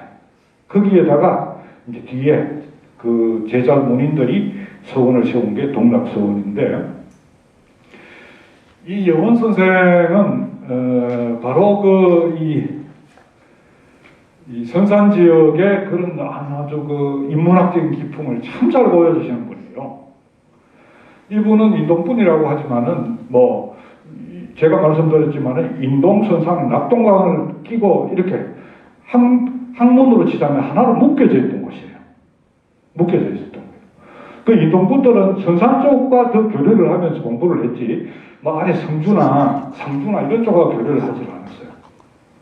그래서 인동, 선산, 지금은 뭐 완전히 인동면 자체가 구미시에 들어와 있기 때문에 이 실제 조선시대에도 그렇게 교류를 하며 살았던 건데, 이 지역 선비들, 길제로부터 이어지는, 김종직으로 이어지는 이런 강직한 의리를 중시하는 이런 이 학풍을 굉장히 잘 지었던 분이 장영광 선생입니다.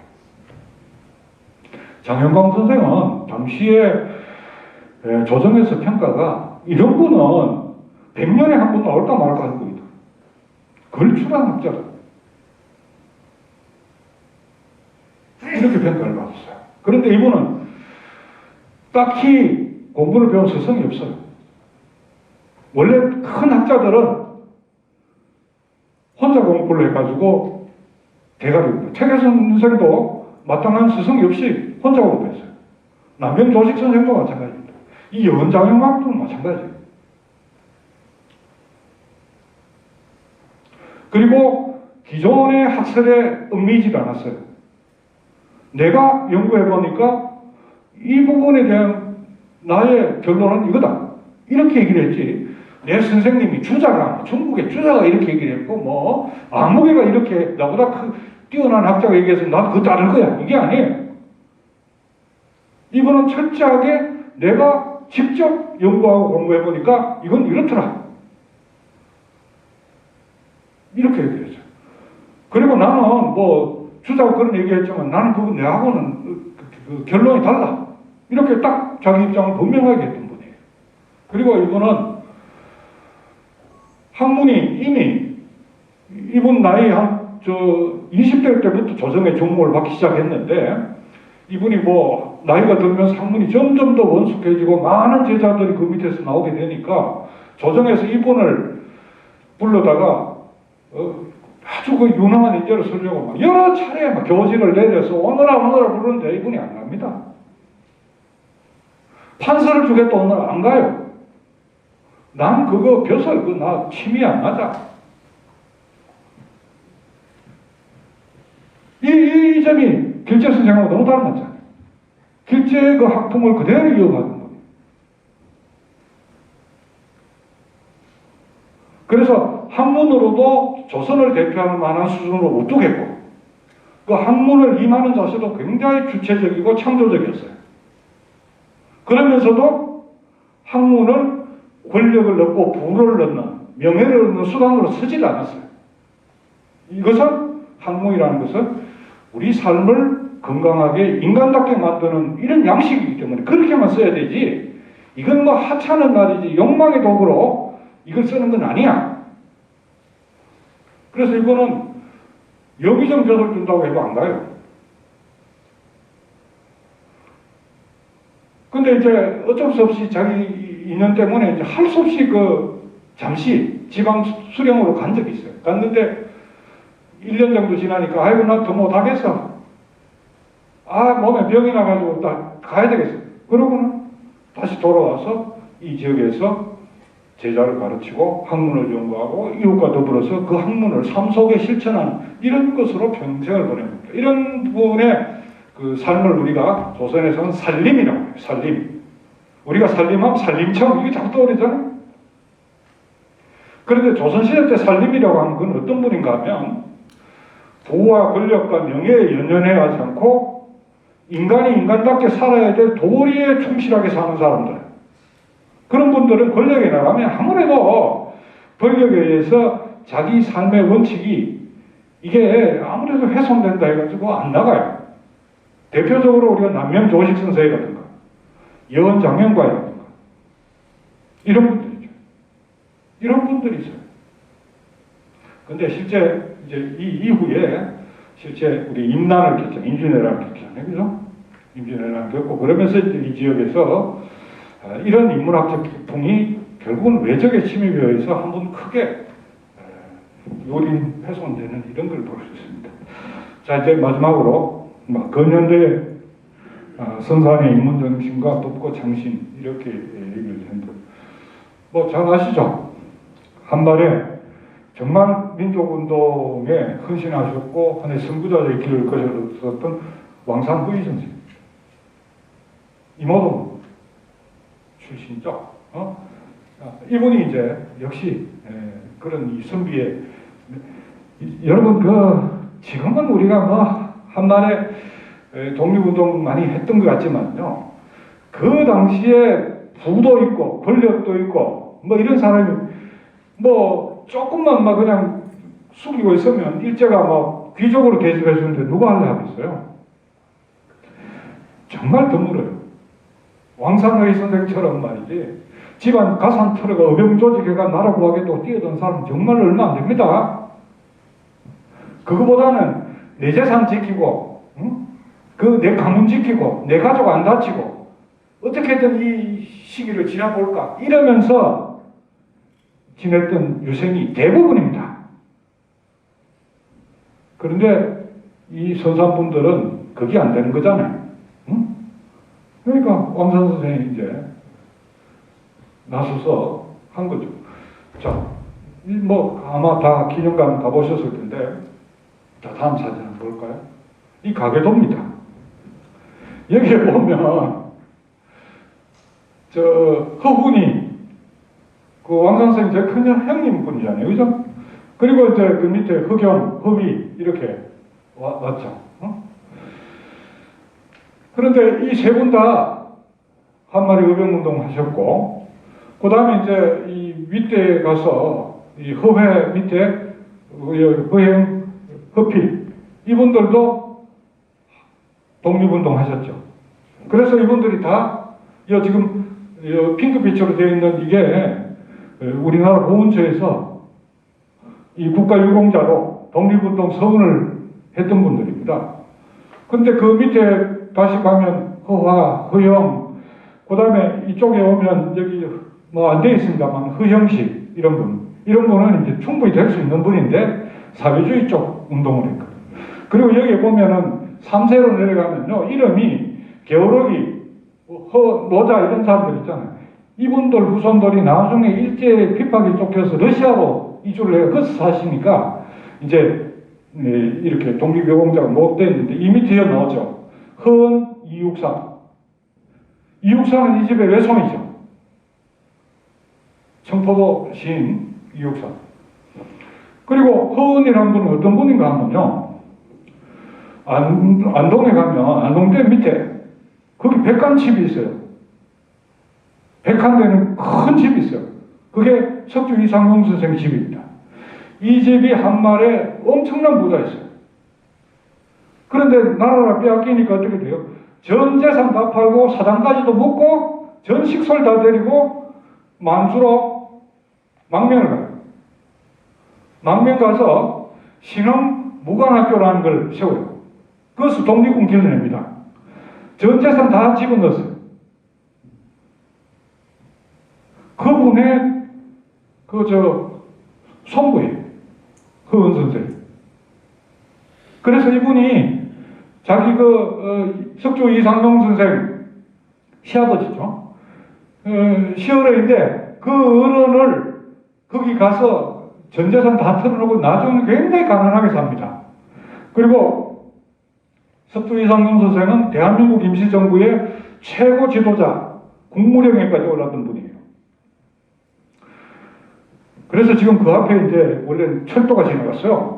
그 철도가 지나갔는데 외놈들이 이 집에 전기를 끊어놓겠다 해서 그 앞으로 일부러 철도를 낸 건데 이번에 이제 그걸 정부에서 다 철거를 하고 옛날 그 집을 회복시키는 이런 작업을 지금 진행 중에 있습니다. 안동시청하고 같이. 이분의 손부죠. 손부가 바로 이 왕산 선생 집안에서 출가하신 분이에요. 그러니까 이게 3대를 이어가면서 지조를 지키고 독립운동을 한 가족이죠. 이런 정신이 한말에 여전히 이 선산 지역에 쩡쩡하게 살아있죠. 그리고 이제 우리가 마지막으로 주목해야 될 분이 이제 여기 오늘날 이제 구미시가 그 시가 될 수 있도록 구미에 전자공업단지를 이렇게 놓으신 박정희 대통령이 있잖아요. 박정희 대통령에 대한 역사적인 평가를 어떻게 할 거냐? 그건 좀 더 시간이 필요합니다. 왜냐하면 이 대통령 기밀 문서가 해제되는 시간이 걸리고 또 객관적인 연구가 좀 더 있어야 돼요. 그런데 분명한 거는 산업화는 박정희 대통령의 공이 절대적으로 큽니다. 우리가 오늘 이렇게 이 선진국가가 될 수 있었던 산업화의 그 기반은 박정희 대통령이 놓은 거예요. 그런데 그 당시에 쿠데타를 해가지고 정권을 잡은 이런 지도자는 전 세계적으로 여러 명 있었습니다. 미국의 지원을 받으면서. 근데 유일하게 산업화에 성공한 나라는 대한민국 한 나라뿐이에요. 그래서 처음에 경제개발 계획할 때 미국이 콩나라 반나라 다 가르쳤어요. 그런데 미국 시킨 대로만 해가지고 오늘날 우리와 같은 이런 산업화 못 이루었습니다. 미국 시키면 미국 시키는 거 따라 하면서도 그걸 자기식으로 창조적으로 이렇게 발전시켜서 우리나라가 유일하게 성공할 수 있었던 거예요. 그 리더십이 어디로부터는 박정희 대통령으로부터 나온 거예요. 박정희 대통령이 1961년에 해서 62년부터 경제개발 계획해서 79년에 돌아가실 때까지 그 한 20여 년간의 그런 토대를 만들어 놨기 때문에 그 이후에 오늘날 같은 이런 산업화가 가능했던 거죠. 그 점에서는 또 한 번 우리 역사의 전환점에서 구미 출신 인재들이 이 박정희 대통령 하면서 구미 지역에 또 많은 인재들이 발탁돼 갔잖아요. 그죠? 또 기여를 했죠. 산업화에. 그러면서 이제 그 중에 이제 김재규 같은 분도 나왔죠. 결국은 참 정말 평생을 중마고로 살았던 분인데 마지막에 네가 가는 길은 아닌 것 같다 해서 이제 중앙정보부장으로 임명했는데 결국은 마지막에 궁정동에서 박정희를 시해했잖아요. 그런데 바로 우리가 근대로 이행하는 시기, 자 고대에서 하나의 전환이 된 불교 도입에서도 선산이, 조선이 건국되는 데 있어서도 하나의 중요한 디딤돌 역할을 한 게 선산이, 현대에 들어와가지고, 그죠? 근대 독립운동은 더 말할 것도 없고, 그 다음에 현대에 들어와서 산업화하는 데 있어서도 중요한 역할을 했던 게 구미 출신 인재들이잖아요. 그것은 면면이 이 지역에서 가꾸고 발전시켜온 인문학의 전통, 그 힘이라는 거죠. 그래서 우리가 오늘날 이제 우리가 앞으로 어떻게 우리의 미래를 열어갈 건가, 우리 사회의 많은 문제들을 어떻게 해결하고 극복할 건가, 이럴 때 우리가 자꾸 이것저것 눈치를 보고 배우려고 하고 탐낼 게 아니라 바로 이러한 인문학의 전통, 이 자세를 되새기면서 이 시대의 문제를 어떻게 풀어갈 건가, 그 고민할 필요가 있죠. 무엇보다도 정말 사람이 사람답게 살 수 있는 길이 뭔가, 이 고민을 하고, 그러기 위해서 일체의 고정관념으로부터 탁 펼치면서 자유롭게 창조적으로 새로운 길을 찾고 모색하고, 하나의 시대를 변화시킬 수 있는 이런 힘을 찾아내는 이게 오랜 선사한 인문학의 전통인데 아마 이제 이 뒤에 강의하시는 분들이 좀 더 거기에 대해서 구체적으로 이제 얘기를 하시겠죠. 저는 이제 처음 문을 여는 강의니까 이 정도 선에서 말씀을 드리겠습니다. 정말 자부심을 가지실 필요가 있고 내가 대대로 선사한 사람이 필요 없습니다. 응? 그럴 필요 없어요. 필재 선생만도 개성 가서 제대로 공부해왔고 전필재만 하더라도 그렇잖아요. 송당 박영도 그렇고 외지에서 들어온 분들이에요. 그러나 여기 와서 선산의 인문학 전통에 젖어들고 그것을 가꾸고 전승하고 그러면서 여기가 이어져온 거잖아요. 그런 자세 이게 우리가 한번 역사 속에서 되돌아볼 필요가 있지 않느냐. 그래서 이 지역에 살아있는 많은 유적들을 직접 한번 가서 보시면서 우리는 현대에 어떻게 살아야 할 건가 이런 것들을 한번 이렇게 생각해 보시는 것은 좋은 의미가 있지 않겠나 생각이 듭니다. 예, 저 말씀은 이것으로 마치겠습니다. 예, 감사합니다.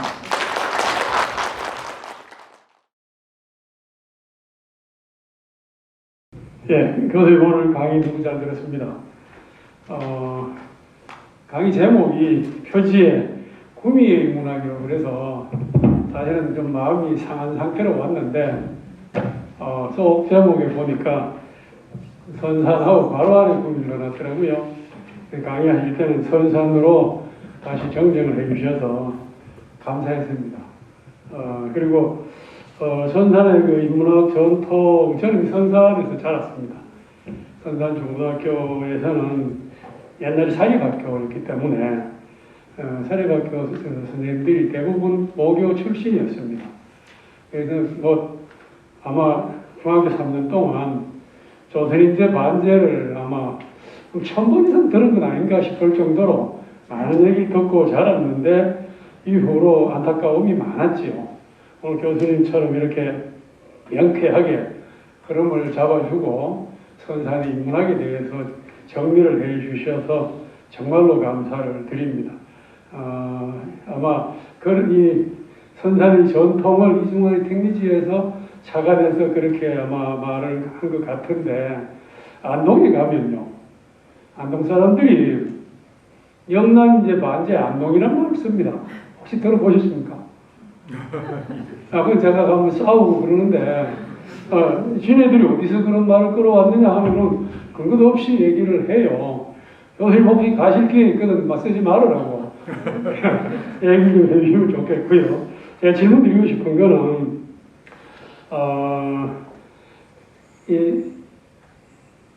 송당 박영 선생님이 송당 학파를 결성했지 않습니까? 물론 그 신당 정국 선생님 그 영향이 컸으리라고 생각이 듭니다만은 이 나중에 송당학파가 사실은 제가 알기로는 짧은 미천입니다만은 퇴계학파보다 앞섰고 또 어떤 인재적 맥락이나 어떤 학문적 기풍을 봐서도 더 크다는 얘기를 많이 들었습니다. 그런데 나중에 퇴계학파 흡수가 돼버린 걸로 알고 있는데 이 송당학파가 알려지지 않은 안타까움이 있습니다. 혹시 좀 설명을 해 주시면 송당학파의 의미나 학문적 기품이나 짧게라도 좀 정리를 해 주시면 좋을 것 같아서 제가 질문을 드립니다. 예, 간단히 말씀을 드리면요. 우선은 우리 인문학 강의에 오시는 그 연사님 중에 이 길재와 여헌에 대해서 강의하시는 홍원식 교수가 있습니다. 이 홍원식 교수가 그 부분에 제일 정통하신 분이니까 그때 한 번 더 질문을 하셔서 자세한 얘기를 들으시기 바라고, 다만 이런 건 있습니다. 이 하나의 우리 합통을 얘기할 때 얼마만큼 체계성이 있는가, 체계성이 있는가. 그런 면에서는 송당학파가 퇴계를 따라가지 못하죠. 그 점 제가 말씀을 드릴 수 있을 것입니다. 그래서 그 밑에 많은 제자가 나왔더라도 정말 이게 학문이 체계가 있고 또 이 교육 방법 자체가 얼마만큼 이게 차제와 질서가 있냐 이런 게 이제 중요한데 이제 그런 면에서는 이제 퇴계를 따라갈 학자가 조선에서는 없었다 이렇게 볼 수 있겠죠. 그리고 이제 그렇게 마련됨으로써 그 밑에 이제 보다 그 학문을 배우면서 많은 제대로 된 학자들이 나올 수 있었다 이런 말씀을 드릴 수 있습니다. 그런데 정말 우리가 주목해봐야 될 것은요. 이 조선의 성리학이 굉장히 좀 오늘날로 치자면은 순수 인문학적인 성격이 강합니다. 근데 순수 인문학은 우리 삶에 별 도움이 안 될 때가 많습니다. 인문학을 해도 실제 우리 삶에 도움이 되는 학문을 해야 되거든요. 왜 학문이 왜 있습니까? 인간이 학문을 위해 존재하는 게 아니고 학문이 인간을 위해서 있는 겁니다. 그 관계를 우리가 분명히 해야 돼요. 그러면 우리가 살아가는 데 있어서 뭐 정신만 있다고 됩니까? 물질도 필요하고 건강도 필요하고 이렇게 그 모두를 학문으로 아우를 수 있어야 되는데 그런 면에서는 구미의 송당학파나 그 다음에 여은 선생님은 굉장히 그런 면에서는 학문의 포괄하는 바가 크고요. 그 다음에 굉장히 개방적입니다. 개방적이면서도 자기 중심이 없는 게 아니고 중심이 뚜렷하게 있으면서도 개방적인 것. 이런 것은 퇴계학에서 따라갈 수 없는 부분이죠. 그래서 현대적으로 개성한다고 할 때는 구미의 송당이라든가 여은과 같은 이런 학맥을 우리가 적극적으로 재평가하고 개성해야 됩니다. 퇴계만 개성한다고 될 일은 아니죠. 예. 감사합니다. 저 역사를 잘 몰라서 그런데요. 혹시 제가 학교에서 고등학교 때나 이렇게 배울 때 성리학이라는 말을 많이 써서요. 조선의 성리학이라는 말을 많이 했는데 오늘은 도학이라는 표현으로 많이 말씀해 주셨거든요. 그래서 성리학이 도학하고 조금 차이가 있는지 질문 하나 하고요. 그 다음에 저희가 이제 보면 성리학에 보면 이제 안동이나 영주나 이런 데는 좀 뭔가 그 도시의 성리학이나 어떤 이미지가 강한데 선사는 제가 이제 경험했을 때는 그런 이미지가 왜 적은지 좀 그런 부분이 조금 궁금해요. 근데 다른 게 지금 제가 역사 그 교과서 보면 김숙자 김종직 이렇게 해가지고 저희가 그러니까 살인에 관해서 이렇게 들어보고 했었을 때도 선산이라는 이름은 거의 들어본 적이 없었거든요. 그래서 그런 부분이 왜 다른 안동에 비해서 좀 적은 부분이 있는 건지, 그게 이제 앞으로 구미가 선산이 이제 그 인문학의 어떤 도시로 이제 넘어갈 때 또 이렇게 이제 찾아볼 수 있는 또 그런 어떤 지점이 아닐까 생각이 들어서 질문드리고 싶습니다. 예, 우선은 도학, 성리학 이 말은 우리가 이제 도학, 이학 이렇게 얘기를 하는데 이게 처음 이 성리학이라는 학문이 만들어진 게 중국의 북송이라는 데입니다.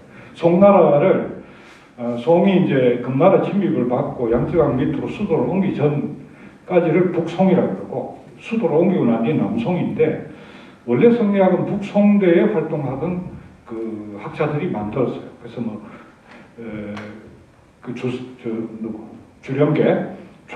주령계나 그 다음에 정의, 정모, 이정 선생이라고 하는 이분들 이 학문을 개성한 게 남송의 주의가 이제 그 집대성하면서 성리학이라는 말이 나왔는데 북송대에는 이분들이 전부 도학이라는 말을 썼어요. 도학이라는 말을 썼는데 이게 이제 남송대에 오면서 이 도학이라는 말과 같이 이 리학이라는 말을 썼어요. 이 리학은 말은 성정리라고 해서 이 하늘이 명한 것이 그 성이다 해서 중명에 나온 구절에 근거해서 이제 성이 곧 이다.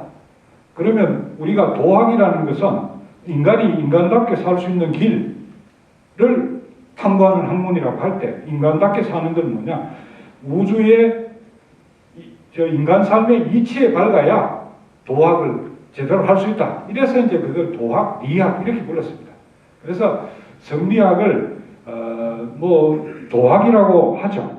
이 학문의 본질이 뭐냐? 우리 삶을 삶답게 하기 위한 학문이다. 이런 뜻에서 도학이라는 말을 쓰고 우리가 정말 인간답게 살려면 어떻게 해야 되냐? 성경에도 보면 너희가 진리가 너희를 자유롭게 하리라 이렇게 얘기를 하듯이 정말 진리를 우리가 탐구해서 그 진리에 부합하는 삶을 살아야 된다. 이게 도학자다운 삶이다. 이렇게 해서 그것을 이제 그렇게 같이 씁니다. 쓰고 그 다음에 이제 퇴계란 분의 그늘이 원체 크죠. 큰 거목이었기 때문에 또 그 퇴계학이라고 하는 학문을 완성한 곳이 안동이죠. 안동이고 그 밑에서 훌륭한 제자들이 많이 나왔고 뭐 그런 게 있으니까 또 안동이 특히 이제 근대에 들어와서 정신문화의 수도 이렇게 막 먼저 선점을 해버렸죠.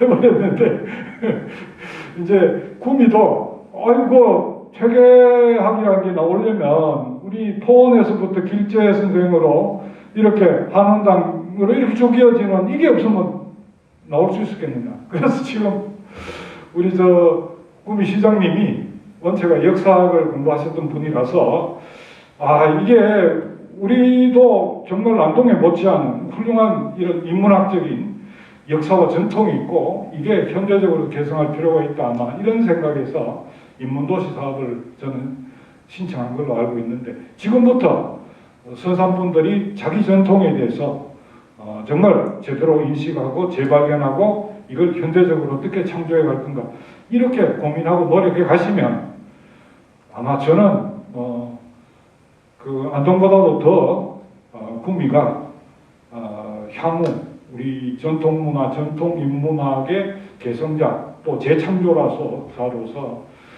더 그 우리 역사에서 큰 이 주목을 받지 않을까. 저 개인적으로는 그렇게 생각하고 또 그렇게 희망합니다. 예. 예, 교수님 강의 잘 들었습니다.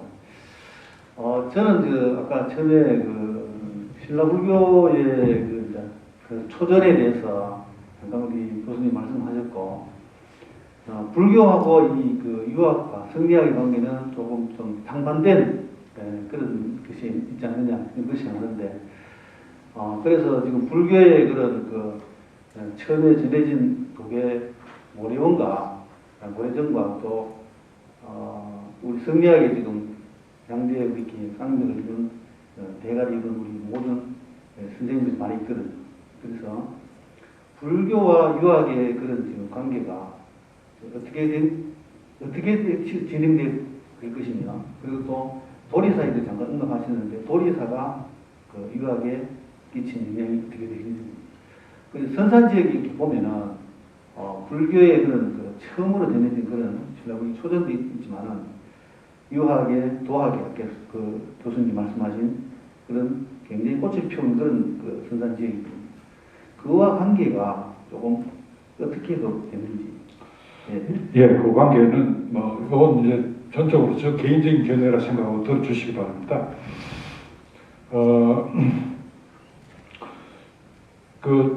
이제 도학 성리학이라고 그랬는데 이 성리학은 그러면 그 성리학이 나오기 전에 중국에서 유학이 어떤 역할을 했는가?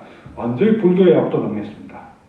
그런데 그게 학문으로 치면 불교 우리가 이제 그때는 학문으로 할 때는 불교라고 그러죠. 불학이라고 그러는데 이 불학이 훨씬 체계가 있고 깊이가 있습니다. 깊이가 있고 제대로 된 공부 방법이 있어요. 그런데 전통교학의 경우에는 그런 게 여러 면에서 미흡하고 부족한 게 많았습니다. 이거는 이제 유학자들이 잘못해서 그런 거예요. 이게 이제 그래서 중국에서는 유학이 불교에게 완전히 압도당했다가 뒤에 이제 불교가 재구시를 못하니까 유학자들이 이 불교는 외래에서 들어온 거니까 우리 전통 사상을 가지고 이 시대를 해결할 문제를 생각하자 하면서 전통 유학에다가 불교의 여러 사상들을 끌어들입니다. 그래서 성리라는 말이 그때 나옵니다. 채용, 성리 이런 말이 전부 불교서부터 들어온 거예요. 그래서 실제 우리가 주자, 성리학 그러면 그 대가 주자다. 주자의 선생인 이정 선생이 있다. 이분들 전부 불교에 아주 정통한 분들이에요. 주자도 처음에는 젊을 때 중대라고 머리 깎고 과거시험 합격하고 난 다음에 절에 와 있었어요. 그러다가 이제 나중에 방향을 바꿔서 이렇게 나오기 때문에 성리학은 불교하고 뗄래야 뗄 수 없는 깊은 관계가 있습니다. 있는데 이제 조선에 들어오는 과정에서 조선은 고려 말에 불교를 배척하지 않고는 사회를 계획할 수 없었기 때문에 중국하고는 달리 우리는 굉장히 성리학이 불교를 배척하는 쪽으로 나갔죠. 그래서 불교에 대한 이해가 조선의 유학자들이 너무 얕았기 때문에 승리학도 제대로 못했다. 이렇게 볼 수 있어요.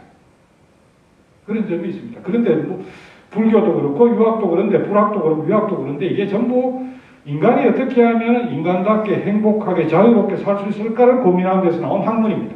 종교이기 이전에. 종교는 그 뒤에 생겨난 거고 먼저 학문이 있었어요. 그렇기 때문에 상통하는 점이 많다 하는 겁니다. 그래서 한 학문에 정통하게 되면 다른 학문에 쉽게 그것을 받아들이고 그것을 이 학문 속에 녹여낼 수 있게 된다. 불교와 유학의 관계는 그렇게 보시면 돼요. 그래서 배척하게 되는 것은 하나의 역사적인 이런 환경 때문에 생긴 특수한 현상이고 중국의 경우는 이게 굉장히 서로 밀접하게 얽히면서 발전해 갑니다. 융합이 일어나죠. 예, 그 정도 말씀드리겠습니다. 강의 잘 들었습니다. 그 강의 중간에 중세 지류 그 야한 선생님의 그 이문동에 있는 묘, 그 비석이 중세 지류라고 들었던 것 같은데 그 비석을 그 충남 금산에서 야한 선생 그 청풍서원이라는 거기에서 똑같이 본 기억이 있는데요. 그 중세 지류가 무슨 의미인가 제가 좀 잘 몰랐었는데 강의 중에 잘 말씀해 주셔서 이게 참 좋았고 그 충남 야은 선생님께서 충남 금산에서 학창 시절 보낸 걸로 제가 알고 있는데 그 충남 금산에는 그 길시들 후손들도 있고 길시 그 야은 길제 선생을 그 기리는 그 마을 이름도 불이라는 곳이 또 있는데요. 근데 여기 그 선산 구미 선산 쪽에는 야은 선생님 기리는 그런 걸 저는 거의 못 봤는데 그런 면들을 봤을 때 야한 선생님이 과연 충남 금산 쪽에 어떻게 보면 그냥 제가 표현을 잘 못하는데 가까운지 아니면 단순히 태어났기 때문에 그냥 구미 선산으로 봐야 하는 건지 이 부분에 대해서 좀 그거는 실제 고려 때만 해도요 정말 요즘도 뭐 결혼하면 처가 쪽에 가깝게 지내듯이 그때도 보면 이렇게 대개 처가가 있는 곳으로 옮겨가서 거기를 거처를 잡고 이렇게 삽니다. 우리가 여기 뭐 가령 선산의 대표적인 성씨 선산김씨 그러면 선산김씨 왜 울산에 살고 있느냐? 이거 울산에 가서 거기서 뭐 십수대를 사는 집들이 이게 보면 혼인을 해가지고 처가 곳에 가서 그곳에 자리 잡고 사는 경우가 많거든요. 그 이제 길제 선생 경우도 그 집안이 이제 전통적으로 그런 관계가 있는 거죠. 그러니까 양쪽 모두에서 이제 원체 유명하신 분이 나오면 조선시대에 오면 그런 게 이제 드물어지는데 고려 때는 그게 참 많습니다. 그래서 그런 일들이 일어나는 것이다 보면 되고 이런 게 있어요. 여러분들이 좀 잘 아셔야 되는데 조선시대 때 벼슬 한 사람이 나온 것 예? 그걸 굉장히 높이 치는 이런 경향이 이 사회에 있습니다. 정말 바보 같고 천박한 짓이거든요. 학문을 물론 그 벼슬한 분들이 다 그런 건 아니지만 왜 학문을 하느냐? 돈 벌려고, 지위 얻으려고, 권세 얻어서 대대로 잘 먹고 잘 살라고 이렇게 학문하는 것이 아닙니다. 길제 선생은 학문의 목표는 삶을 건강하게 하는 거다. 사회를 건강하게 하는 거다. 거기에서 쓰여져야 된다. 그 위에 목적인 개인적인 뭐 욕망을 충족할 수단이 돼서는 오늘날 우리 공부하는 건 너무 다르죠. 그래서 오늘날 관점에서는 공부해가 뭐 출세해야지, 돈 벌어야지, 뭐 지위를 얻어야지. 이러니까 과거시험도 해가지고 높은 벼슬을 하는 거 그게 최고인 걸로 해가지고 그걸 막 종발하고 막 이렇게 해가 받들고 그런 게 많은 게 좋은 지역이다 이 생각하다. 이게 우리가 얼마나 천박하게 사고하고 있느냐. 이거 한번 돌아봐야 돼요. 정말 잘못하는 짓입니다. 높은 벼슬을 한 사람 중에는 청병리 같이 건강한 분들도 있지만은 뭐 선사한 분들은 좀 다행히 그런 분들이 많지만은 정말 사리사욕 처음 분 많거든요. 그런데 와 우리 조상이 판서에서 영의정에서 그리고 뭐 왜건 말이야. 너가 집 잘 살게 된 거 말고 뭐 나라 전체 망치는데 앞장선 말고 뭐 있어. 이렇게 우리가 좀 따갑게 역사를 평가할 줄 알아야 돼요. 뭐 큰 벼슬 했다고 큰 관직 했다고 그걸 명예로 그냥 일방적으로 생각하는 게 아니라 그 사람이 그것을 어떻게 했느냐 그걸 우리가 따져보고 야, 이 부끄럽다. 부끄럽다. 이런 생각이 안 드는 이 진짜 이건 뭐 우리 사회에 정말 귀감이 될 뿐이다. 우리 모두 받들고 우러러자. 이런 분이라 해야 의미가 있는 거지. 그런 면에서 안동은 그런 사람들 많이 나왔잖아요. 그죠? 영의정, 좌의정, 뭐 탄수 많이 나와서 특히 뭐 안동건 씨들, 안동김 씨들 이 노론 쪽으로 가가지고 완전히 그 권력을 지금 흔들었잖아요. 응? 그런데 집안은 부귀영화를 누렸지만 나는 완전히 막 도탄에 빠졌잖아요. 응? 사람들 다 죽어나가빠지게 만들었잖아요. 그런데 그 시절에 정성하고 판서했다고 집안의 가문의 자랑 이거 한번 생각해봐야 됩니까? 그런 면에서는 참 선산 정말 떳떳한 지역이죠. 정말 자랑할 지역입니다. 우리가 앞으로 사회를 건강하게 만들기 위해서는 이런 문화가 정말 이런 성숙한 문화가 우리 사회의 하나의 어떤 역사평가 기준으로 인물평가 기준으로 자리 잡도록 이렇게 만들어 나가야 우리 사회에 미래가 있다. 저는 그렇게 생각합니다. 예, 너무 뭐 긴 시간 말도 말 같지 소리를 너무 많이 들었는데 들어주셔서 감사합니다. 예, 이걸로 전부 마치겠습니다.